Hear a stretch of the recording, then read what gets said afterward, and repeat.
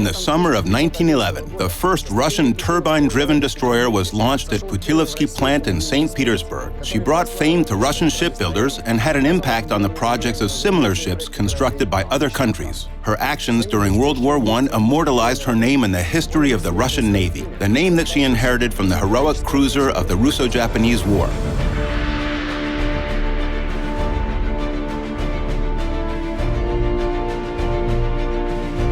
Destroyer Novik was the last of the so-called People's Cruisers, a range of ships that were constructed using money raised by the Special Committee for Navy Reinforcement with voluntary donations created during the Russo-Japanese War.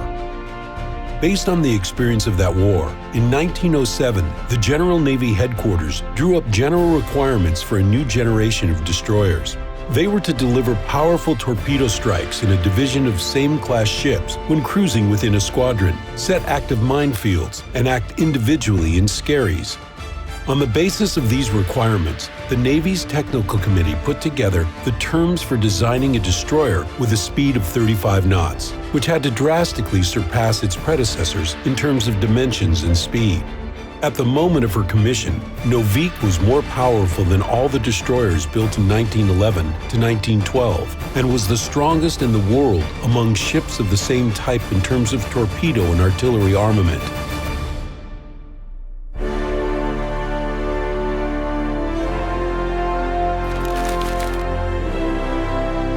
Length, a little more than 102 meters. Beam, 9.5 meters. Draft, about 3 meters. Total displacement, 1,360 tons. Armament. Primary armament, 4 102mm guns produced by Obukovsky plant. 4 twin torpedo launchers with a caliber of 450mm. Main power plant. 6 Yarrow Vulcan boilers and 3 Curtiss AEG Vulcan steam turbines produced almost 42,000 horsepower. Thanks to advanced engineering solutions, the ship set a world record for maximum speed, 37.3 knots during her trials in August 1913. Cruising range, 1,760 miles at 21 knots. By the beginning of World War I, Novik was the only destroyer of the new type in the Baltic Fleet. She had an active role in the campaigns of 1914 and 1915 as a high-speed mine layer. Novik went on 12 cruises to the German coast and laid more than 500 mines. Several enemy warships and transports struck them and were damaged. In August 1915, a powerful German squadron tried to make its way to the Gulf of Riga through the Irbay Strait, defended by mines and artillery. At a quarter past midnight on August 17, a lookout on Novik discerned 2 ships in the thick darkness right ahead of the destroyer. General quarters was sounded, the enemy was identified, and the crew opened fire. The 2 ships set a parallel course and returned fire. They were freshly commissioned German destroyers V-99 and V-100, almost Novik's sister ships. The third salvo from the Russian destroyer hit the enemy leading ship V-99. Novik stopped chasing them only after the badly damaged V-100 set up a smokescreen. The entire engagement lasted only 17 minutes, but brought fame to Novik. From 1916, the Baltic Fleet was quickly complemented with Novik-class destroyers built at shipyards in St. Petersburg and Tallinn. In total, 16 ships were commissioned before Russia withdrew from World War I, and 20 more were under construction. Series of these destroyers were slightly different in terms of armament and other elements, but they all proudly bore the common name Noviks. Novik herself became the flagship of the Mine Division in 1916 and led it to raid German convoys carrying iron ore from Sweden.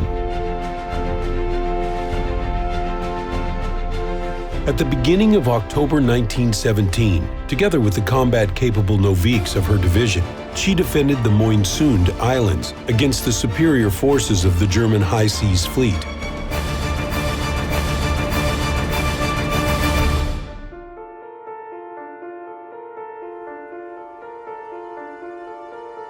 Soon after Russian troops had withdrawn from the Monsoon Strait, Novik was sent to St. Petersburg to be overhauled. However, the revolution interfered with repairs, and from 1918 the destroyer found herself laid up. In 1924, the USSR Council of Labor and Defense decided to complete the construction and repair of 12 Baltic Noviks. The main ship of the series was among them, though in 1926 she was renamed Yakov Svidlov after one of the first leaders of Soviet Russia. The destroyer was retrofitted at the same Putilovsky shipyard. She received anti-aircraft artillery and new torpedo tubes. However, the ship was no longer able to reach her record-breaking speed. Yakov Svidlov and her sister ships formed the core of Baltic Fleet's light forces until the end of the 1930s, when new Gnievny destroyers were commissioned. Yakov Sverdlov's service in World War II came to an end as early as 1941. During the first 2 months of the war between Germany and USSR, she was based in Tallinn and participated in combat operations. The ship left the surrounded city, escorting flagship light cruiser Kirov. The famous Tallinn passage of the main forces of the Baltic Fleet to Kronstadt became the last cruise of the renowned Novik. The destroyer was not fated to reach Kronstadt. At 2040, on August 28, the ship hit a mine, split in half, and sank. To this day, there has not been another Russian warship to bear the name Novik. It remains in the history of the Russian Navy as a valiant destroyer that stayed faithful to the Baltic region, which she defended in 2 world wars.